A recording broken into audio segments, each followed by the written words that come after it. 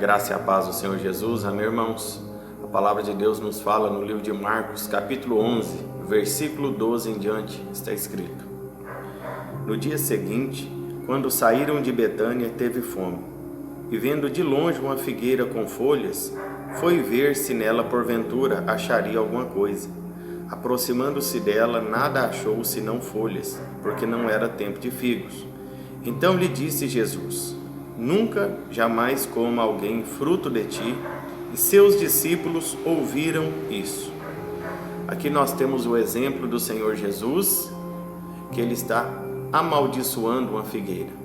Na palavra de Deus, nós não vemos o Senhor Jesus amaldiçoar pessoas. Ele não amaldiçoou Zaqueu, que era o político corrupto. Ele não amaldiçoou aquela prostituta que foi pega em adultério. Ele não amaldiçoou nenhum tipo de pessoa, nem aqueles que estavam crucificando, nem os romanos ele amaldiçoou. Ele não amaldiçoou Pilatos, que ficou em cima do muro. Ele também não amaldiçoou Pedro, que o negou, e nem Judas, que o traiu. Agora, aqui nós vemos o Senhor amaldiçoando uma pequena planta, só porque não havia figos nela, só porque não tinha fruto. Mas qual que é o contexto dessa história? A figueira, ela aponta para Israel. Não sei se você percebeu ao ler toda a Bíblia, todo o livro os 4 livros dos Evangelhos, mas lá não mostra nenhum milagre feito a algum fariseu. Todos os milagres foram feitos para os pecadores. Por isso que a palavra de Deus, ela nos mostra o Senhor Jesus dizendo que ele veio não para os sãos, mas para os doentes. O Senhor Jesus aqui, ele está rejeitando, na verdade, a justiça própria. Aquela figueira, ela aponta para Israel, ela aponta para a religiosidade. Quando Adão pecou, a primeira coisa que ele fez para cobrir a sua vergonha foi tentar fazer para si roupas de folhas de figueira. Ali ele estava tentando cobrir o seu pecado através da sua própria obra. A palavra de Deus, ela nos mostra que na nova aliança nós servimos ao Senhor não por obras, mas pela fé. A palavra de Deus, ela nos fala no livro de Gálatas, diz assim, capítulo 3, verso 10 ao 11: Todos quantos, pois, são das obras da lei, estão debaixo de maldição, porque está escrito: Maldito todo aquele que não permanece em todas as coisas escritas no livro da lei para praticá-las. E no verso 2 diz: Ora, a lei não procede de fé. Quer dizer, as pessoas elas tentam se justificar diante de Deus, elas tentam comprar a sua salvação, elas tentam até permanecer salvos, se melhorando, tentando praticar as boas obras. Mas pastor, as boas obras não têm o seu lugar? Com certeza. E as boas obras têm o seu lugar principalmente quando você é salvo. Você não pratica boas obras para ser salvo. Você pratica boas obras porque é salvo.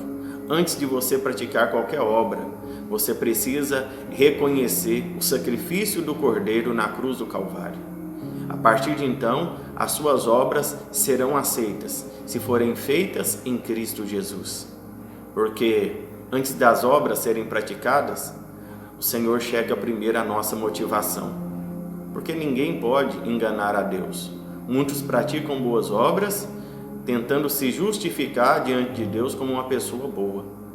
Ou seja, não reconhecem que na sua carne, na sua natureza, não habita bem algum. E a palavra também nos fala, no livro de Gálatas, capítulo 3, verso 3, Sois assim, insensatos, estúpidos, que tendo começado no Espírito, estejais agora vos aperfeiçoando na carne? Talvez você já tenha ouvido falar que a sua salvação, você ganha ela por fé, é de graça, mas permanecer salvo tem um preço. Me fala, que preço que é esse?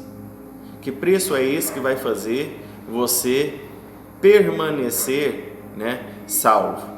Que obra é essa tão maravilhosa que o homem pode fazer para garantir a sua salvação? A nossa salvação ela é garantida a partir do princípio que você nasce de novo. porque a palavra de Deus diz: nunca te deixarei, jamais te abandonarei. Uma vez que você recebe o Espírito Santo, esse é o selo da salvação. Jamais você poderá perder a sua salvação. E é por isso que o apóstolo Paulo era tão perseguido, porque por onde ele passava, ele destruía o ensino judaizante.